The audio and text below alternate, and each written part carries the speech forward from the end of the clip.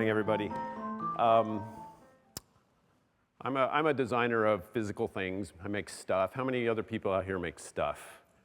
Oh, good. We've got some stuff makers here. So I have two jobs, which is a little insane, but fun. I mentioned ammunition. I also develop and design all this stuff for this headphone brand called Beats by Dr. Dre, which keeps me enormously busy. But I will go into that as I get along. So I'm going to talk about something that's kind of near and dear to my heart, and this will become clear as we go on, but this notion of ideas, not objects, and what it really means to make good, meaningful stuff, right? So just first a little bit about ammunition, right? So I started the company after Apple and then Pentagram, and really through this process, you became acutely aware of the power of the relationship between people and things. I mean, I actually think it's sort of primal. It goes back to like when we first picked up a stick and whacked our fellow caveman over the head with it. You know, we sort of become fascinated with the things around us. And when done right, people have a relationship with things, a special relationship, and it forms an important part of their lives. So, you know, that was a fascination that developed throughout my career and learning through Apple and Pentagram and seeing when it worked and it didn't. And so that was the foundation of ammunition, of building a team and an organization that's really centered around this idea of making great stuff and stuff that, you know, actually you want to participate in. But through this and working with a lot of companies and helping them learn how to use design and be successful, I began to develop this opinion about, you know, what design is. And let me see. And what it is, oh, good, because the font there is wrong. It's like, oh, I gave you the font. What do you mean? You know, what we start doing is realizing what we're doing is creating this interface plane, right, between the companies we work with have created and their constituents, right? It's sort of the big D. Design is, you know, the always thing that surprised me through all my years was how companies didn't realize this. They just made stuff and put it out there and saw what happened, when really what you're doing is you're defining this view of you to everyone and what it means and who you are and your values and all that. So if you're not thinking about that shit, people don't understand you, right? So that's really how we started to build the group and the company. So throughout all this, you know, I hate to admit how long, but it's like 30 years I've been doing this. You know, there's some observations, and these have become very acute for me, especially today in what's happening in design. So I'm going to go through those and then show some work. I was asked to show like sketches and shit, so I'll show you that too. So brand, right? Everybody talks about brand. And those of you who may have seen me speak before, you've heard this before, but I keep finding this really interesting over the years that it's a highly misunderstood thing, right? So, you know, what I like to do is get people's attention and say, you actually don't own your brand, right? And when I start explaining this I'll tell you what brands are not. They're not identities, they're not logos, they're not retail experiences, they're not packaging, they're not products, they're none of that. What a brand is simply a gut feeling you have about something. And when I always say when two people have the same gut feeling, you in fact have a brand. But what's interesting about that, if you think about it, is that as a company, it's not what you say it is, it's what they say it is, right? You can't, and it's what they feel. You cannot control how people feel. You can only influence. And the irony is that you don't own it, they own it. So you have to get that into your head and realize that, you know, it's very important to work to establish a relationship with people and really communicate about who you are and what you're about and what's important to you. Technology. Everybody loves technology. Everybody's fascinated by it. You know, we talk about it constantly, especially in what I do, and work in the consumer electronics field mostly. But in recent years, people have started to realize something very important, and that's this. Technology enables, but design establishes, right? And while, you know, it's really important, the underpinnings of what makes something work, it's always the things that are successful are established in people's lives by the people in this room, right? And you know, what's really great about this, I really think that we are, right now, entering into a golden age of design. Sounds really important, but I think it's true. When I look at the way we're working today versus even 5 years ago, it's extremely different, right? the engagement, the degree of influence that we have. So, the people that were heroes 5 years ago were the engineers, right? Today, you guys are the heroes, right? And it's happening more and more. So when your parents scoff about your career choice, right? You can say, ha ha, I was right. Money. A lot of talk about money today, right? Things like Kickstarter, the amount of venture capital going into hardware these days, big acquisitions that are making the headlines. Everybody's talking about money, right? It seems to be a measuring stick. And we actually, in addition to doing like the usual consulting stuff, we have a lot of business partnerships. It's one of the things when we started Ammunition. I realized that as designers, we actually give away our intellectual property really cheaply, right? We're just happy to get a good project, and it's really cool. And then, yeah, okay, we'll get enough money to pay our people, that's fine. And then people go away and make millions and millions and millions on what we did. So as I wanted to change that and start building partnerships and our own companies and things where we can participate in that more. But one thing that we've learned is that money and an opportunity are not extraordinary assets. And my business partner, Matt Rollinson, uses this phrase all the time when we start looking at working with somebody, is what are their extraordinary assets? And having a lot of cash and having maybe a business idea aren't extraordinary assets. It's things like, do you have an audience, right? Do you have an amazing distribution system and getting products out there, right? Are there some underlying things you know how to do that nobody else does? I mean, those are extraordinary assets, right? If you look at a company like Beats that's been enormously successful, it has nothing to do with the money. In fact, there's very little money put in the beginning. It was about two guys that understood some very important things about modern music and had a very strong relationship with their audience. And of course, they brought me into it. That was also it. So, those are important. So, risk. How many of you run into this barrier when someone doesn't want to take a risk, a client, so forth, and just like, no, we can't do that, it's too risky, right? I always say to them, risk is not a four-letter word, right? Because risk and innovation are inherently linked together. Innovation by nature means you're doing something you haven't done before, right? That's risky. Yeah, well, if you want to, we'll do the same thing we did last time. We know how to do that. It's easy, right? Well, that's not risky, right? So, really, ironically, not taking risks is the riskiest thing you can do today. You really have to push and learn how to work with people to understand you. Okay, we'll do our best to due diligence, but we're gonna push. So finally, the object, right? I spend a lot of time with object. I obsess over objects. We all do, right? But it's not about the object, in my opinion. It's more about the thing behind it. I always do this little thing. So I ask people, what is this? Anybody know what this is? No, it's not an iPhone. This is a very nice object. Exquisitely designed, wonderfully crafted, but it's not an iPhone. It becomes an iPhone when you think about how you learned about it. The process of purchasing it, maybe at the Apple Store, getting it in that wonderful box, turning it on, experiencing the interface, creating content, connecting with your family and friends, Then it becomes an iPhone. But if you close your eyes and think of your iPhone and start taking all that stuff away, pretty soon it just becomes a nice object. So that's the thing, is that when we're looking at making great products, the object's really important, but it's the things that makes it special are those ideas that go beyond that. So with that, a few ideas, right? So I'm going to go through these quickly. So this is a recent project that we did, and it was really ultimately about rethinking the sales transaction. So you might be familiar with the mobile transaction company Square. Got involved with Jack Dorsey and his team first on developing their second generation reader.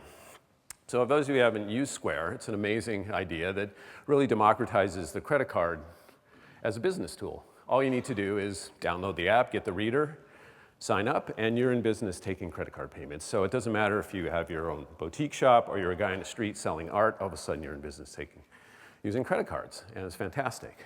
So we helped develop the second version because the first version was kind of held together with duct tape and wire and kind of unreliable, so we built a new one. And then Jack asked us to do this project, which was the Square Stand. And what it really was about was taking this idea and redefining the cash register. And so what the stand does is you buy it for $99, take an iPad, Square Register software, sign up, boom, you have a complete point of purchase terminal. But when we started working on this, and working with Square, they really were into a very refined, beautiful, wonderful piece of product art. But there was something about the transaction that was very important to us when looking at this notion of when you use the reader with an iPhone. There's a sort of very personal exchange that takes place. It's a little, might be a little unhygienic, but the person scans your credit card, puts in the transaction, then they hand it to you.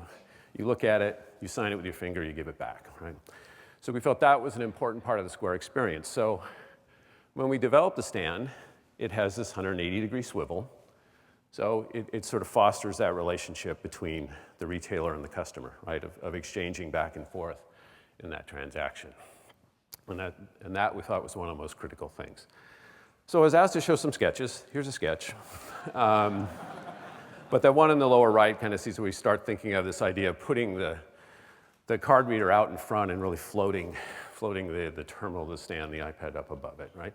So in our process, no silver bullets. We tend to like to build context and understand what's going on and what do people need and so forth and so on, and and sort of experiment with it, play with it, how it works, et cetera. And then you can see here how the idea starts developing, and so we start to move into 3D. And this thing is important because we're playing with what does this cantilevered arm look like. And I think it was this sketch over here I was looking at, I said, that's actually a section of the Square logo, right? So we thought, one of those little things, people in this room, we love that kind of stuff, right? Because there's a little story behind it, not a big deal, but so we're just going to take this Square thing and really go everywhere with it. One of the things we really wanted with it was when you look at the back of the product, there are no seams, right? It's just absolutely perfect surfaces, because that's where most people come up upon it in the store. That sounds easy, right? It's actually incredibly difficult. So engineering the product, so virtually there were no seams on it, and how it would be constructed and assembled turned out to be quite a bit of work. We labored and labored over the right shade of white and the right shade of gray. And this is part, Jack Dorsey's amazing, and he really wanted it just right, so it was unbelievable how many chips we handed out to get that right. So here's the stand, very simple. And you can see the section of the profile, and of course the absolutely clean, perfect back. So next little story is about revitalizing an American icon. So I started working with Polaroid, ironically, through Lady Gaga, because we had worked with her in Beats. She had this period where she was involved with Polaroid. We helped develop some new cameras. Unfortunately, they never went to market. That thing kind of fizzled. And then one of their licensees who makes cameras, we got to know them, and they said, we want to do our own action camera, right, our GoPro, And we started looking at it and we're like, well, we want to look back at what makes Polaroid special and the sort of ideas behind it, and simplicity, instant gratification, sort of iconic nature, and said, well, let's make it a cube. So this is the Cube, and it's a small portable action camera, rubberized finish, and we wanted to bring in this little bit of DNA. So those of you who think that rainbow stripe comes from Instagram, you're probably like under 24 years old. It actually came from the original Polaroid one-step. Do you remember that? Was an amazing camera and extremely, extremely popular. So we brought that little bit of DNA in. Here's another sketch. This is how we first started with it, and I looked at it and said, no, this is too fragile. This feels a little too, pristine. So we said, let's just make it, like I said, a chunk of rubber. And so this is when it evolved into the thing that it is now. We have this little thing on the bottom where you get at the battery, but it's also a little magnetic base. So here it is as it's developed. Looking at sizing and so forth, it ended up being about a little over 1.25 inches square. Okay, again, that's great. How do you make it? A lot harder than it seems to get everything into that little 1.25 inches square, make it feel seamless, durable. But here it is. Again, it's a wonderful, cute little thing. And the thing I love about this, at CES, we just put it in the booth in a little case, and it was on everybody's top 10 list. All it is a $99 camera, actually action camera, but it showed me, that, again, the power of icons, right? It just really captured people's imagination on this, what Polaroid's doing. So this is the little magnetic base. You can mount it on different ways, some different colors and so forth. So my designer working on this with me, Grégoire Vendebouche, he's French. And he's a little silly, not that that equates, but he's a little silly. And so he's always drawing caricatures of people, and he was doing these doodles, and I thought, you know, that's really funny, let's make that, right? So we also make these little guys with little metal parts in their head so you can balance the camera on it and rotate it around and so forth. So we just thought that was pretty funny. So last story here, I gotta buzz through this. And this is this idea of people are not hearing my music. When I first met Dr. Dre, that was the first thing he said in regards to what's going on in the world. I spend all this time making wonderful sound. A year I'll take making a song, and everybody listens to it on fucking crappy white earbuds, right? So.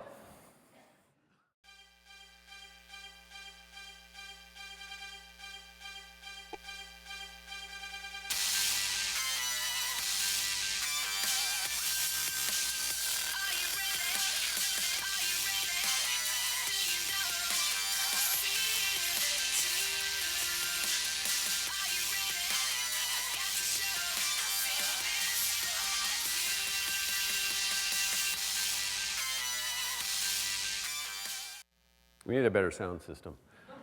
That was our first commercial, and actually it's my favorite. I can show you commercials for an entire 45 minutes, but I always love that ad. So Beats by Dr. Dre, really about this idea, this opportunity that Jimmy Iovine saw, that there was really, first of all, they're passionate about this idea of sound and not having a platform to put out sound that they felt the way it should be heard based on all this music they'd produced. Jimmy saw this business opportunity. There's no high-performance audio brand for a younger audience, right? So this thing has been incredible. It's the #1 headphone brand in the world. It controls anywhere between 60 to 70% of the high-performance headphone market. It's well over $1 billion going to $2 billion. There was a period where every year the market doubled just because Beats was in it. All those amazing, amazing statistics. But some people ask, how'd you do it? And I think a better question is, how did this dork end up in this hip sandwich, right? And it was kind of a friend thing, got involved. They wanted to make products. And interesting enough, Mr. Weird Silicon Valley designer guy actually got along really well with the likes of Dre and Jimmy and Diddy and people like that. So it just changed my perception of me to my children forever. So how did we do it, right? So really quick, because I'm running out of time. We rethought audio. Again, it's not about what audiophiles like. It's about what the sound that our audience likes, right? And it's Dre's sound. And so it was really building products tuned to a specific sound profile and sort of saying it's not audiophile sound, it's club sound, right? It's this emotional sound that our audience wants to hear and is really tuned to the specific songs that, again, these guys produced, right? They know exactly how it's supposed to sound. That's our sort of silver bullet. My job was to rethink the headset. And when I looked at it, this was kind of an iconographic idea of a headset. And it's very articulated, it's very ergonomic, it's very comfortable, it does what it's supposed to do. But all that leads into this very sort of complex, busy structure. And I remember just drawing a single line running from ear to ear and saying, that's what I want to achieve, right? This sort of very clean, simple, sophisticated appearance. And really build something that was not only iconic, but if possible, fashionable, right? That people feel good about wearing. And the one thing that I think Jimmy understands is this notion of fashion, and I always say fashion in some ways is either the tribe you belong to or the tribe you want to belong to, right? And sort of how you sort of create those ideas and aspiration. And so that leads to the third point, make it big. Make it big. So this was actually at a Super Bowl a few years ago and the Black Eyed Peas, and actually we didn't even know, will.i.am is a friend of Jimmy, and we didn't know we were going to do this, but they made the stage the shape of our logo. But this is Jimmy. I don't know if you've seen Jimmy. He's crazy, kind of crazy brilliant. he once said to me, he has all these great quotes, he said, "But Robert, our marketing strategy is a lot of people owe me a lot of favors." and it's true, right? These are his friends, these are people he hangs with, right? So let's get him involved. And people like LeBron James is he's a big friend of the company and helps us promote the products. And he did something that was amazing. When we did our first product before the Beijing Olympics, his manager, Maverick Carter, called Jimmy and said, "I'm here with the dream team. We're at LAX. You got 1 hour to get us 20 pairs of headphones." So they did. And then following that, virtually every interview, every warm-up, everything with the dream team, they were wearing their headphones. And it was an amazing event. So fast forward to the London Olympics. We said, that worked. So we held a party before the Olympics, invited athletes, and gave away 700 pairs of headphones. And so throughout the Olympics, this is what you saw. And to the point where the IOC called Luke Wood, the president of Beats, and said, "Stop it." And we're like, what is, stop what, right? And people listen to music. So we've continued on that theme. You may have seen the ads with Colin Kaepernick and the athletes on this, so Hear What You Want. It was very powerful. It was some of the best sports marketing ever for a headphone company, right? And then continue to, the relationships with all of Jimmy's pals and really, beginning to, what I've never involved with someone that really knows how to market stuff and again, to market color and so forth. So again, just everything blossomed. So I'll just run through the products real quickly. The original Studio, the Solo, which is the highest selling headphone ever made. We've done a Pro series, which is sort of prosumer, but more geared towards studio monitor. Our DJ headphone, the Mixer, which is my favorite. We really had to engineer this virtually indestructible headband. Hate this name, the Executive. You know how you start calling something as a project name, and then Jimmy's like, "Yeah, I like that." And all of a sudden, that's what it's called. We have a series of speakers. This is one of our first boomboxes, but then we did this thing called the Pill, which is a portable Bluetooth speaker. And we made this shape, and it became kind of a joke, just what the doctor ordered, kind of thing. And then again, it stuck. So, and then Omar Johnson, I think with RGA, created this advertising campaign with these animated characters called Meet the Pills. So we said, well, let's make one, right? So we actually manufacture this as an accessory, and they sell surprisingly well. Larger version of it, in-ear products. And we finally come full circle and have redesigned and re-engineered the Studio. This is absolutely, I think, the most amazing headphone ever built. From an audio quality, construction, it was just, all these sort of years of learning and getting better and better at it. We put that to play.